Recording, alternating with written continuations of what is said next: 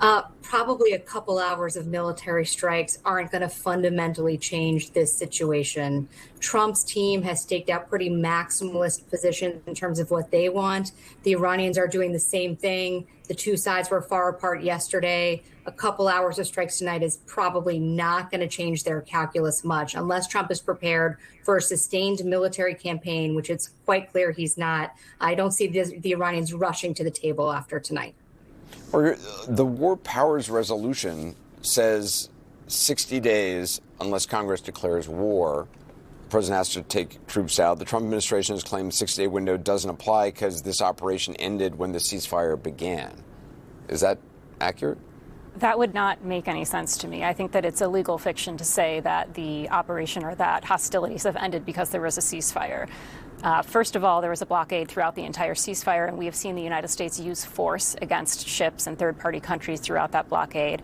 Second of all, as we've seen, why would the existence of a blockade during a ceasefire mean that's not a ceasefire? Because a blockade is an active war. It's only legal to employ one when you are actually at war, and it also authorizes the United States to use lethal force against both enemy ships and ships of third-party countries. So it's a very serious act to set up. And so to say that we're in a ceasefire means that we are truly in a ceasefire and we are not conducting any active wars, including a blockade. But also you have these strikes. We had a downed aircraft yesterday, the downed Apache, and we've had skirmishes here and there over the past, I don't know, now almost a month and a half since the May 1st or the first ceasefire declaration. So this war powers clock, in my mind, has been running since February 28th, and I think the administration knows it too, and it seems like Congress is finally waking up to it.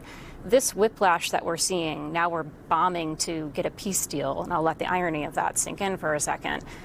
This whiplash that we're seeing of what we're bombing, why we're bombing, this is exactly why the War Powers Resolution was enacted, because we should not just be letting one individual drag us into this haphazard war with justifications changing every day.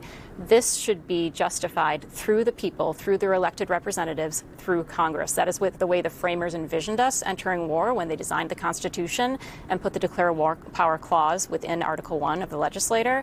So the idea that we can keep going on with just a single person committing tens of thousands of U.S. troops without any coherent plan is really contrary to what the framers envisioned, and it should also be contrary to Congress.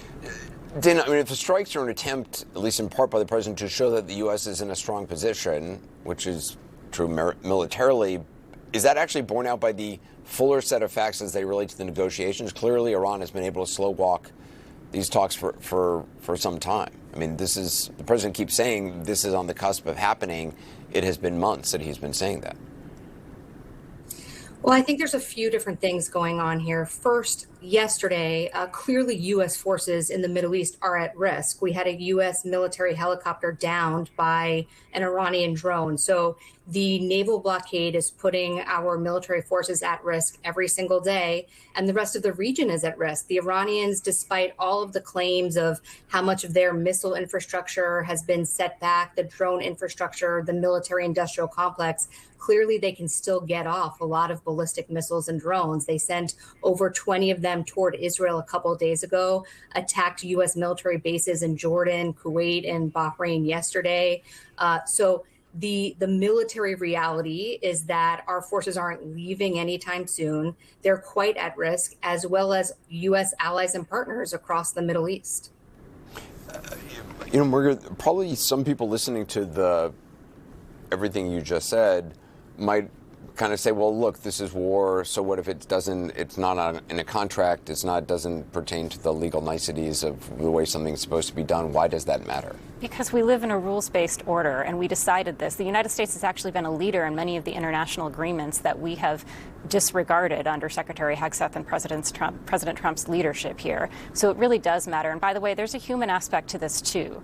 Like I said earlier, and as Dana just referred to, there are tens of thousands of soldiers deployed overseas. They have been gone. They missed Easter morning. They're missing summer vacations with their families. There is a human element to that, and we cannot forget that. That is why it is so important that this is an informed decision that is made with the consent of the people through their elected representatives when we commit to this level of hostilities. Dana, I mean, is what we are seeing partly just a result of going into this without having really a plan long term? I mean, it seems very clear the administration, maybe urged on by Israel, thought this would be wrapped up pretty quickly, which is inexplicable given that Iran is obviously a complex enemy?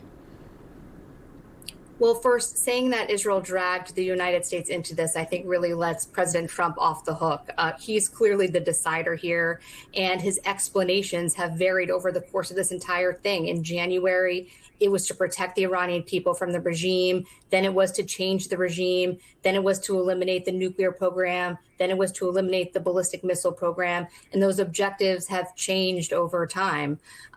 So I think the big problem here is that there never was a strategy. There's just a series of tactics, just a series of operations. And to Margaret's point, the problem now is we're just talking about a few hours of military strikes with the